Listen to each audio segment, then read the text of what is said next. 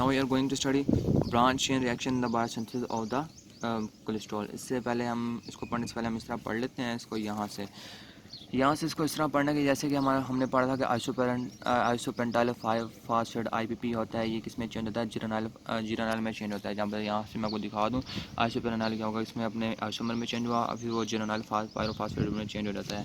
यहाँ पर भी इस तरह ही हो रहा है, जिरेनाइल पायरोफास्फेट में चेंज होता है, बिसफास्फेट इस पर नेगेटिव इफेक्ट करता है।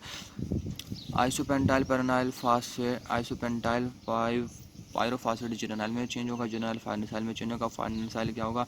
अगर आप अब हीम की क्या होगा, हम फाइनलाइजेशन करेंगे फिर क्या होगा, हीम ए प्रोड्यूस होता है जो कि ऑक्सीडेटिव फास्फोरिलेशन में यूज़ हो रहा होता है। अब फाइनेसाइल क्या होगा, कोलेस्ट्रॉल में भी चेंज हो सकता है। फाइनेसाइल क्या होगा, जिरेनाइल में भी चेंज हो सकता है, मतलब 20 कार्बन भी बना सकता है। और जिरेनाइल फिर क्या होगा, आगे डोलिकॉल में चेंज होगा। डोलिकॉल का बेसिकली ग्लाइकोप्रोटीन सिंथेसिस में क्या होगा, ये इन्वॉल्व होता है। इसका काम क्या होता है, इसमें क्या होगा, शुगर ट्रांसपोर्ट करवानी होती है। इसका आगे हम रोल पढ़ते भी हैं। अब ये क्या होगा, जिरेनाइल से क्या होगा, यूबी क्वाइनिन जो ऑक्सीडेटिव फास्फोरिलेशन में भी फास्फोरिलेशन में यूज़ होती है, और हीम ए भी ऑक्सीडेटिव फास्फोरिलेशन में यूज़ होती है। अब यूबी क्वाइनिन क्या होता है, ये क्या लिवर स्ल्यूबल लिपिड स्ल्यूबल क्या होगा, इलेक्ट्रॉन कैरियर होता है। ठीक है। जो जिरेनाइल है ये क्या होगा, ये भी membrane anchor signal cell signal cascade है, इसने भी जोड़ना होता है मेम्ब्रेन के साथ प्रोटीन को।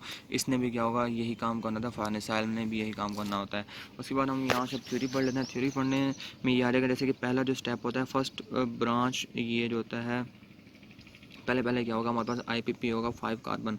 उसके बाद क्या होगा, ये क्या है, फिर हमारे पास क्या होगा 5 कार्बन आइसोप्रोपेन यूनिट क्या होगा, इसके अंदर ऐड होते जाएंगे। फिर क्या होगा, ये 5 कार्बन था जिरेनाइल, फिर 10 कार्बन वाला बन गया, फिर फाइनेसाइल 5 कार्बन वाला बन गया, फिर जिरेनाइल 20 कार्बन, मतलब हर स्टेप में क्या होगा 5 कार्बन आइसोप्रोपेन यूनिट क्या होगा, ऐड होते जा रहे हैं। अब बेसिकली क्या होगा, इन मॉलिक्यूल का काम क्या होता है, इन्होंने मॉडिफाई करना था प्रोटीन को ताकि वो मेम्ब्रेन लिपिड के साथ जुड़ सकें। ठीक है। अब ये जो मॉलिक्यूल है फाइनेसाइल, जैसे मैंने बताया यहाँ पर कि फाइनेसाइल जिरेनाइल का काम क्या होता है, इन्होंने क्या होगा प्रोटीन को मॉडिफाई किया ताकि मेम्ब्रेन लिपिड के साथ ये जुड़ सकें। अब हम क्या, फाइनलाइजेशन ऑफ द हीम क्या करती है, हीम ए फाइनलाइजेशन करवाई हीम की, तो हीम ए प्रोड्यूस हुआ। इस तरह हमारे पास हीम ए प्रोड्यूस हो जाता है। और जो स्पेशल जो कि हीम ए क्या है, बेसिकली स्पेशलाइज हीम होती है साइटोक्रोम ए के अंदर, तो इलेक्ट्रॉन ट्रांसपोर्ट चेन। अब जिरेनाइल की जो जिरेनाइलेशन जो होती है आल्सो प्रोड्यूस, डोलिकॉल भी प्रोड्यूस होता है। डोलिकॉल बेसिकली क्या है, यहाँ पर जैसे कि डोलिकॉल प्रोड्यूस होता है। डोलिकॉल ये हमारे पास क्या होता है, ये ना एक शुगर ट्रांसफर करवाना ना, इसने शुगर को ट्रांसपोर्ट करवाना था ड्यूरिंग द ग्लाइकोप्रोटीन सिंथेसिस के दौरान। और यूबिक्वाइनिन क्या होता है कि लिपिड स्ल्यूबल क्या होगा, इलेक्ट्रॉन कैरियर होता है ऑक्सीडेटिव फास्फोरिलेशन के अंदर। अब बिसफास्फेट का जैसे हमने पढ़ा कि यहाँ पर नेगेटिव रोल होता है दोनों प्रोसेस में। तो बिसफास्फेट का क्यों नेगेटिव रोल होता है, बेसिकली इसने क्या करना था, बोन रिजॉर्प्शन से बचाना होता है बिसफास्फेट ने ड्यूरिंग इसके अंदर ऑस्टियोपोरोसिस जो एक बीमारी है, और पैगर डिजीज़ एक बोन की डिजीज़ है, जिसमें मतलब कि हमारी ना बोन रिसाइकल नहीं हो सकती, ये वो डिजीज़ होती है। अब जो new generation of the bisphosphate has been, अब हमारे पास जो बिसफास्फेट न्यू जनरेशन है वो बेसिकली क्या करती है, वो फाइनेसाइल जिरेनाइल पायरोफास्फेट को इनहिबिट करती है उनकी सिंथेसिस को, ताकि वो कैंसर सेल को किल कर सके। यहाँ पर कुछ एक्स्ट्रा पॉइंट आ जाते हैं। डोलिकॉल जैसे कि शुगर यूनिट है, ये क्या करता है, टेक शुगर यूनिट को लेती है साइटोप्लाज्म से और अटैच कर देती है विद द प्रोटीन के साथ, तो ताकि वो ग्लाइकोप्रोटीन बनाने के लिए। ड्यूरिंग द फास्टिंग और स्टारवेशन के दौरान हमारे पास ओनली कीटोसिस अकर हो रही है। पिछला पॉइंट है पिछले कीटोन बॉडीज़ का, वहाँ पर इसको यूज़ कर सकते हैं कि कीटोसिस होती है और जिसकी वजह से कीटोनीमिया हो जाता है। बट क्या होगा, कीटोएसिडोसिस नहीं होती, ये सिर्फ डायबिटीज़ टाइप 1 में हो रही होती है। कोलेस्ट्रॉल सिंथेसिस की रेगुलेशन, इसकी रेगुलेशन थोड़ी सी समझने वाली है, आप इसको देख लीजिएगा। ये होना किस तरह के, हमारे पास सबसे पहले ना आपने एक याद रखना है कि हमारा जीन अब एच एम जी, हम हमारे बना मेन एंजाइम कौन सा, हमारे पास HMG कोरिडोक्टेज। हमने इसको देखना है कि जीन के लेवल पर उसकी किस तरह रेगुलेशन हो रही है। तो एक ये जो है प्रोटीन है, ये क्या होगा, ये इसे हम कहते हैं स्टीरो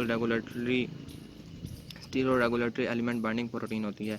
अब ये जो होती है इसने क्या होगा, DNA बेसिकली HMG कोई की सीक्वेंस कहाँ पर प्रेजेंट होगी, जीन की फॉर्म में DNA पर प्रेजेंट होगी। तो अब ये जो होगा ये कहाँ पर जाके लगेगा, ये SRE एलिमेंट जो होता है स्टीरो रेगुलेटरी एलिमेंट, जो कि DNA पर प्रेजेंट होता है। ठीक है। सिस की तरह एक्ट करने वाला स्टीरो रेगुलेटरी एलिमेंट जो DNA पर प्रेजेंट होता है, वहाँ पर जाकर ये क्या होगा, SREBP प्रोटीन जाके लग जाएगी इसके अपस्ट्रीम पर, इस रिडक्टेज जीन के अपस्ट्रीम पर जाकर ये जो है SREB प्रोटीन लग जाएगी। ठीक है। फिर इसका काम क्या होगा, ये फिर आगे इसको देखेंगे, इसको इनहिबिट करवाना है फिर बल्कि इसको फिर ना सेंसेस को इंक्रीज़ करवा देगी।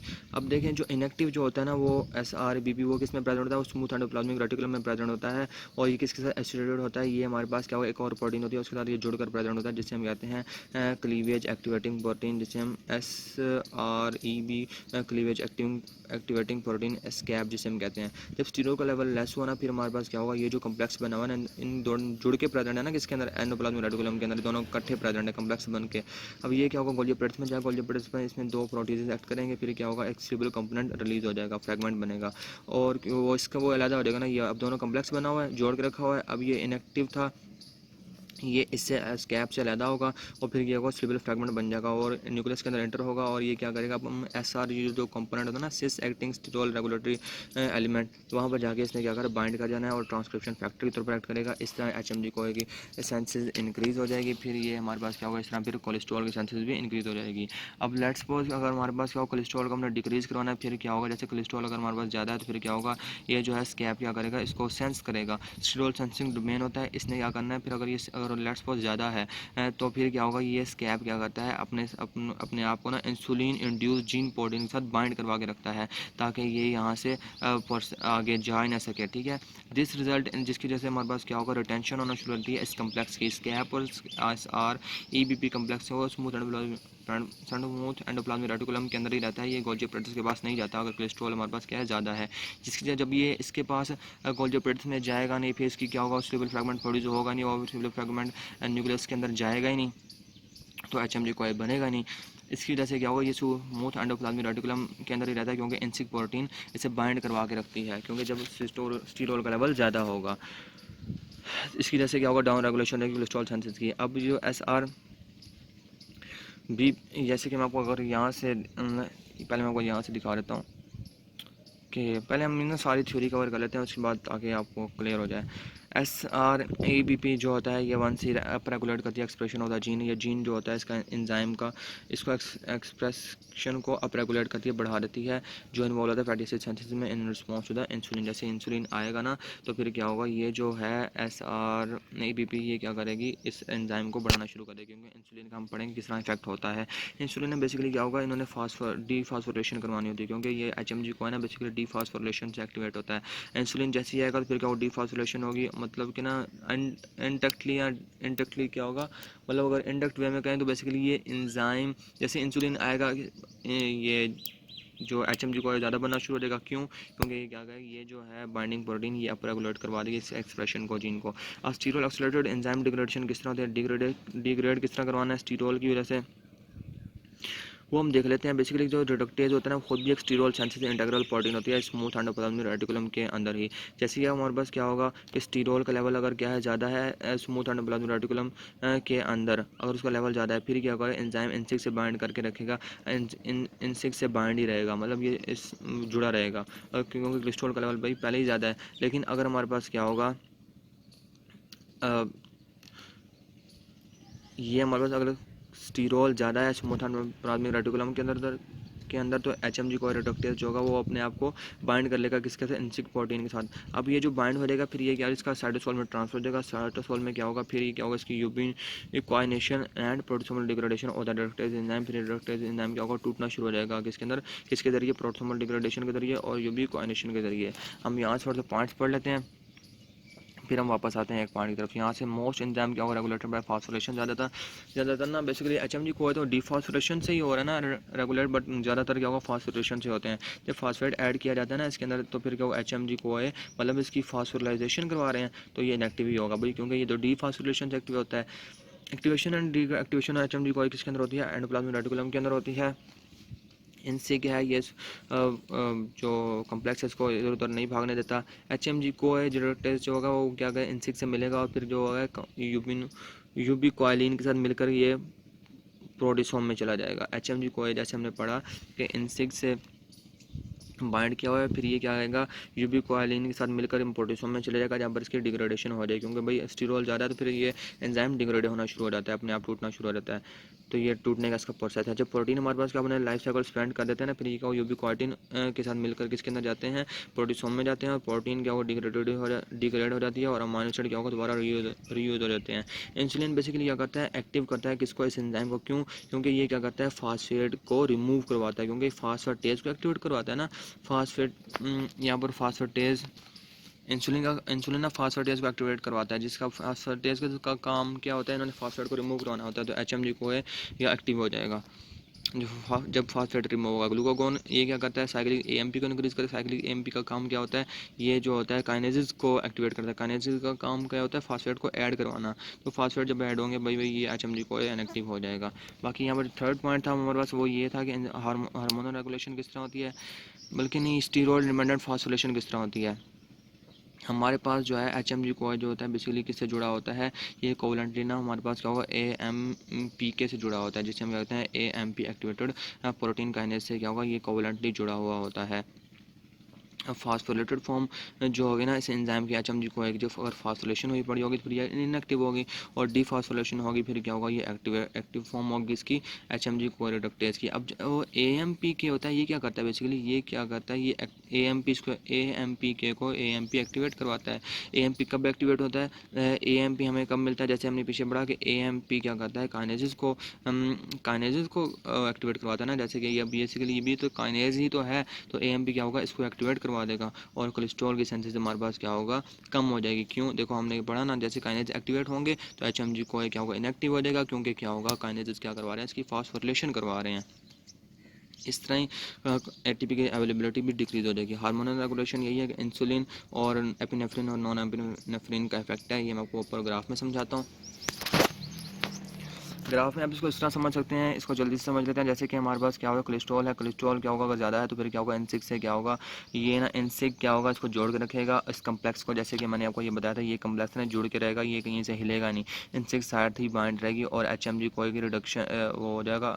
कोलेस्ट्रॉल अगर ज़्यादा है तो फिर क्या होगा, N6 के साथ बाइंड होकर ये किस में चला जाएगा, यूबिक्विनेशन के प्रोसेस में, और पोटेशियम डिग्रेडेशन इसकी हो जाएगी HMG को रिडक्टेज की, ठीक है। और साइटोसोल में अगर ये क्या है, कोलेस्ट्रॉल कम है तो फिर क्या होगा, ये जो है अब ये बना हुआ था ना कम्प्लेक्स, ये क्या होगा, टूटेगा, ये इनसे किससे अलहदा हो जाएगा, और ये फिर क्या होगा, स्मूथ एंड ब्लड रेटिकुलम से कहाँ पर चला जाएगा, गोल्जी अपेरेटिस में इसकी प्रोटोलाइटिक दो प्रोटीसोम इसको करेक्ट करेंगे, और फिर क्या होगा, प्रोटोलाइटिक क्लीवेज होगी, और सुपर फ्रैगमेंट प्रोड्यूस होगा। जैसे सुपर फ्रैगमेंट प्रोड्यूस होगा, ये DNA में जाएगा, ये SRE ये स्टीरोड रेगुलेटरी एलिमेंट जो होगा इसके साथ बाइंड करेगा, और बाइंड करने के बाद ट्रांसक्रिप्शन फैक्टर के तौर पर अभी एक्ट करना शुरू कर देगा। जहाँ फिर क्या होगा, ट्रांसक्रिप्शन होगी, ट्रांसलेशन होगी, फिर क्या होगा, HMG को रिडक्टेज बनेगा। या HMG को रिडक्टेज क्या होगा, HMG को मैलोनेट में कन्वर्ट करवाएगा, और फिर ये कोलेस्ट्रॉल में चेंज हो जाएगा। फिर इसके इफेक्ट क्या है, हम अभी देख लेते हैं कि HMG को क्या होगा, ये इनएक्टिव कब हो रहा है, जब हमारे पास क्या होगा कि ग्लूकागोन एपिनेफ्रिन उन्हें क्या करवाना था, काइनेजेस को एक्टिवेट करवाना होता है ना। काइनेजेस क्या करवाते हैं बेसिकली, क्या होगा, फास्फोरिलेशन करवाते हैं। फास्फोरिलाइजेशन से क्या होगा, भाई इनएक्टिव ही होना होता है HMG को इन्हें। बट क्या होगा, इंसुलिन क्या जिसको इनएक्टिव करवा रहा है, ये देखें इसको एरो इस तरफ है, ये एक्टिव, इसको एक्टिव करवा रहा है। इंसुलिन HMG को एक्टिव करवाएगा, क्योंकि इंसुलिन क्या करवाता है, इसका फास्फेटेजेस पर पॉजिटिव इफेक्ट होता है, क्योंकि फास्फेटेजेस का काम क्या होता है, फास्फेट को देखो रिमूव करवा रहा है। जब इसकी मतलब इसकी डीफॉस्फोरिलेशन करवा रहा है, फास्फेट को रिमूव करवा रहा है इंसुलिन, तो इंसुलिन क्या होगा, इसको एक्टिवेट कर देगा। बस यही सारा प्रोसेस है इसके अंदर। ड्रग इनिबिशन में हमारे पास क्या आ जाता है, ड्रग पहले ऊपर वाले पॉइंट देख लेते हैं। जैसे कि थायरोक्सिन जो होता है वो ये जो होता है कोलेस्ट्रॉल सेंसिस को इंक्रीज़ करवा देता है, जब कॉर्टिसोल जो होता है कोलेस्ट्रॉल सेंसिस को डिक्रीज़ करवा देता है। अब ड्रग इनहिबिशन में हमारे पास क्या होगा, जैसे स्टेटिन ड्रग्स होती है ना, ये क्या करवाते हैं, ये ना जैसे कि एट्रोवास्टिन हो गई, फ्लूवास्टिन हो गई, लेवास्टिन हो गई, पैरावास्टिन हो गई, और रोजोवास्टिन हो गई, वास्टिन हो गई। ये बेसिकली क्या होते हैं, HMG को ऐसे ना स्ट्रक्चरली मिल रहे होते हैं, जिसके से कंपेटिटिव इनहिबिटर के तौर पर एक्ट करते हैं, और HMG को रिडक्टेज के, ठीक है, इनहिबिटर के तौर पर एक्ट करते हैं। और फिर क्या होगा, इसकी वजह से हमारे पास कोलेस्ट्रॉल डिक्रीज हो जाता है। लेकिन और ताकि हम हाइपर कोलेस्ट्रोलेमिया वाले जो है ना, मतलब इनका काम क्या हुआ कि ना HMG को रिडक्टेज को इन्होंने इनहिबिट करवा दिया, इसी वजह से कोलेस्ट्रॉल नहीं बनेगा, और हाइपर कोलेस्ट्रोमिया वाले पेशेंट में हम इसको यूज़ करते हैं। इनके इफेक्ट्स क्या होते हैं, फिर इनके इफेक्ट्स एडवर्स इफेक्ट्स भी हैं इनको ये जो ड्रग्स यूज़ करने के। मसल पेन होता है, फिटीग होती है, वीकनेस होती है, और रैब डोमाइलोसिस मतलब मसल की डिग्रेडेशन भी होना शुरू हो जाती है। अब जो हीम ए है बेसिकली क्या होगा, ये इफेक्ट्स क्यों आते हैं, क्योंकि हमारे पास क्या होगा हीम ए और यूबिनो क्वानिन की सेंसेस क्या होगा, वो दोनों उनकी इनहिबिशन हो जाती है, क्योंकि ये ऑक्सीडेटिव फास्फोरिलेशन, अगर एनर्जी के लिए ना ऑक्सीडेटिव फास्फोरिलेशन ज़रूरी है, एनर्जी हासिल करने के लिए ऑक्सीडेटिव फास्फोरिलेशन ज़रूरी है, और उसके लिए हमें क्या चाहिए, हीम ए चाहिए और यूबिक्वाइनोलिन चाहिए। अब यूबिक्वाइनोलिन चाहिए, ये इनकी जब इनहिबिशन हो जाएगी फिर एनर्जी नहीं बनेगी, जिसकी वजह से हमारे पास क्या मसल वीक्स वगैरह हो जाते हैं, सारे इफेक्ट्स आते हैं इस वजह से। होप सो कि आपको समझ आ गई होगी। बाकी ये आपको यहाँ पर दिखा देता हूँ कि ये इस तरह मिल रहे होते हैं HMG, जैसे कि ये है HMG का ये जो स्ट्रक्चर है, इससे मिल रहा है ये पैरावास्टिन जो ड्रग है ना, स्टेटिन ड्रग्स हैं, इनका ये देखें, ये जो पोर्शन है ये इससे मेल खा रहा होता है, इनसे मिल रहा होता है, डेट्स वाई क्या कम्पेटिटिव इनहिबिटर के मतलब ये बहरूपी होते हैं इनके। सो होप सब आपको समझ आ गई होगी। बाकी जो हम नेक्स्ट है कोलेस्ट्रॉल डिग्रेडेशन नेक्स्ट वीडियो में कवर करेंगे।